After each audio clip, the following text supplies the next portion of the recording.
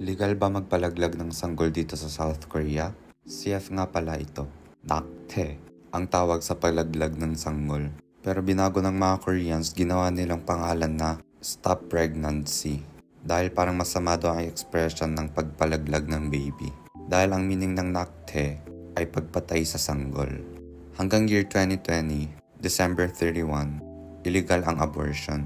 Illegal magpalaglag ng sanggol. Noong year 2019, pinag-uusapan sa bansang Korea kung gagawin ba itong legal. Dahil minsan tinatapon na lang ang bata o kaya naman iniinuman ng gamot.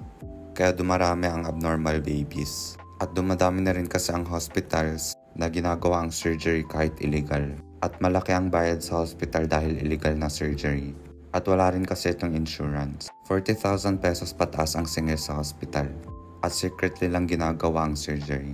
Kaya noong 2021, naging legal na magpalaglag ng bata. Pero nasa batas na kailangan mamatay muna ang bata sa loob ng tiyan bago palabasin sa mundo.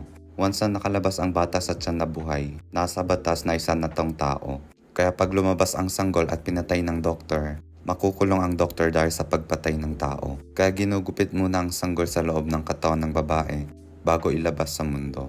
One time noong year 2021, may isang babae nagpa-abortion surgery ng 34 weeks na bata.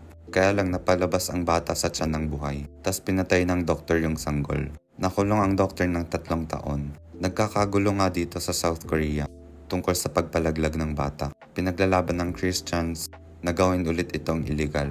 Marami nagpapalaglag sa South Korea dahil culture sa South Korea ang pagiging perfect sa lahat ng bagay.